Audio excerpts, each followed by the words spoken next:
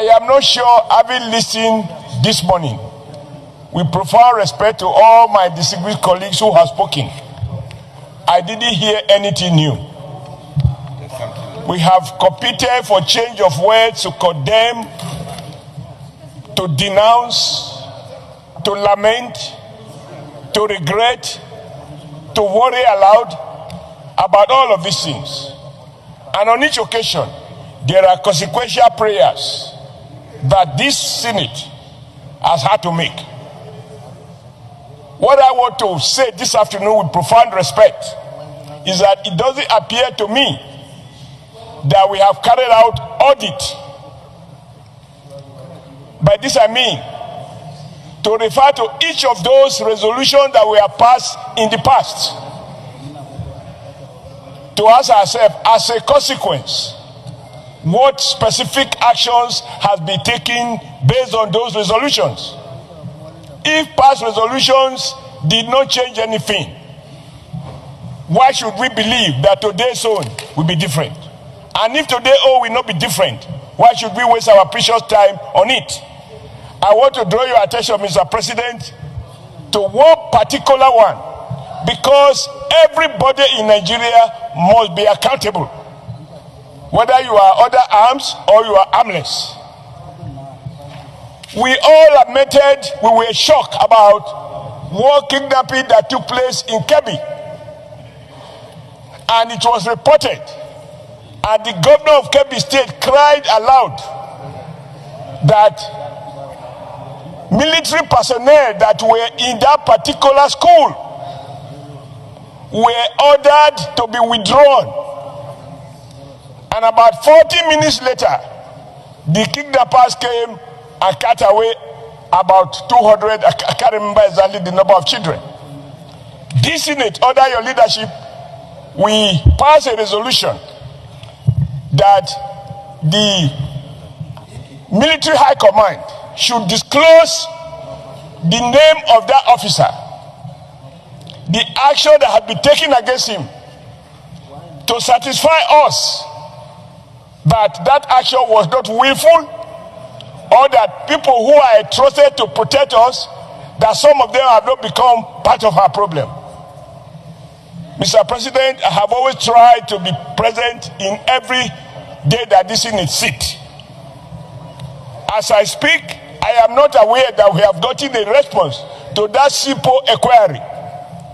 If the armed forces is not accountable, if we do not carry out due audit and oversight on resources that we have all been blackmailed to appropriate to protect Nigeria, and we come here lamenting that the things is now taking over the country, I think we need to do more than that. We need to carry out security audit. Money appropriated. Who got what? How was it used? And I insist that this Senate is entitled to have a reply to the question we unanimously ask. Who withdraw those people for the children to be carted away? You have 1 second. Now, if that was done, maybe this other was now may not have happened. I associate myself with whatever we feel we can do, but I believe that any time we pass a motion, we are entitled to know the feedback arising from the response of the appropriate agencies. Thank you very much. Your time is off. Directed to. Last but not the least, Senator Sani Musa, please give additional prayer, Senator Sen.Oshiomhole. Prayer. That while we commend Mr. President and Commander-in-Chief of the Armed Forces for all he has done and all he's doing to provide leadership, that we call for comprehensive audit of all the releases released to the armed forces, because there seems to be a gap. It's okay. You have said your prayer. Seconder? Senator Sani Musa? No seconder? No seconder. Next. If the U.S. Secretary of Defense can be called to be scrutinized publicly on the expenditures, spending, and operational mechanisms of the armed forces, a especially in area of expenditure and budgeting. I think it is high time now that Mr. President, in his wisdom, called the service chiefs to account for the resources that this National Assembly have been budgeting for.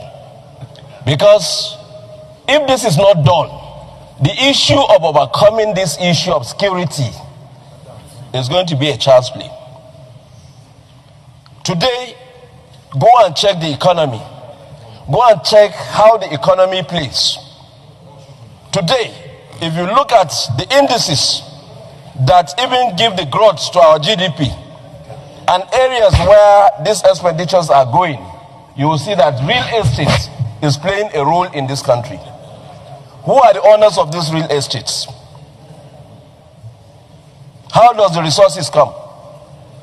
We are here in National Assembly every day saying we want to appeal to Mr. President to look at domestic debts. I think there is that responsibility upon us as legislators to do our oversight without fear or favor. We need to do it. We have been allocating resources at a time. 3 of our budgets, defense was carrying the highest. And yet, every day, it is either we don't have the arms, or the money is not there to pay allowances for our servicemen. Where is the money going to? Not until we do this scrutiny, we'll not be able to get it right.